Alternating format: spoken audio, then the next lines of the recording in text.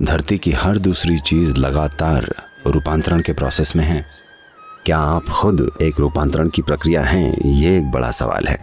अगर आप एक ही जगह में अटके पड़े हैं, हर रोज किसी न किसी चीज में उलझे रहते हैं और खुद को धोखा देने वाले कारण ढूंढते रहते हैं कि आप क्यों अटके पड़े हैं, तब आपसे कोई उम्मीद नहीं बची है।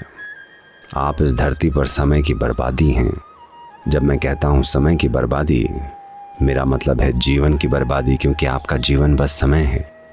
अगर आप दूसरे हर प्राणी से कुछ बेहतर नहीं कर पा रहे हैं तो जीवन सार्थक नहीं है, क्योंकि हमारा जीवन बहुत महंगा है। खाने के लिए, सोने के लिए, चलने के लिए हमें कितनी व्यवस्थाएं चाहिए होती हैं। ये बहुत महंगा जीवन है। इतना खर्च होने के बाद इसे कुछ बेहतर करना चाहिए, दूसरे सारे प्राणियों से बेहतर कुछ काम। हमने एक प्रजाति के रूप में, मानव जाति के रूप में कई बुरी चीज़ें की हैं, कई अद्भुत चीज़ें भी की हैं। आध्यात्मिक प्रोसेस का मतलब बस ये है कि आप हर रोज़ अपनी बुरी चीज़ों को घटाते जाएं। कोई बुरा विचार, कोई बुरी भावना, कोई बुरा शब्द, कोई बुरा काम हर रोज़ एक कम करते जाइए।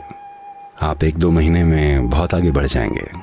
इंसान की सबसे बुरी बात यह है, वो अपनी ही चीज़ों में इतने बिजी हैं, उनको दूसरे प्राणियों का दर्द, उनकी तकलीफ और कुछ भी महसूस नहीं होती। संवेदनशील नहीं है। संवेदनशील न होना सबसे भयानक अपराध है, क्योंकि अगर हम संवेदनशील होते, अहंकार के प्रति नहीं, जीवन के प्रति, अगर हम जीवन के प्रति संवेदनशील होते तो हर वो चीज़ जो हम कर पाते वो हम हमेशा करते।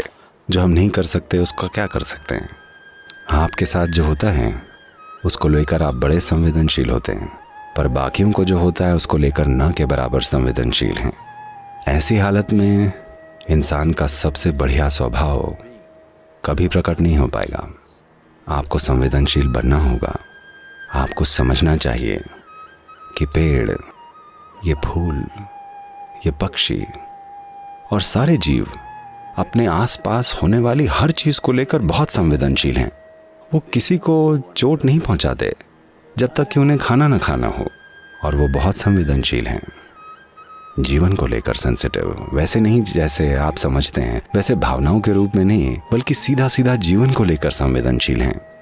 हमें दूसरे ताकतवर प्राणियों के मुकाबले थोड़ा और विकास दिखाना होगा जो यहाँ मौजूद हैं, कम से कम हमारे सबसे करीबियों की तरह।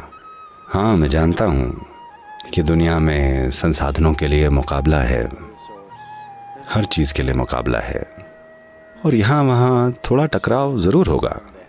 मैं उन चीज़ों से अनजान नहीं हूँ, पर मैं चाहता हूँ कि आप कम से कम अपने भीतर होने वाले टकराव को ख़त्म कर दें।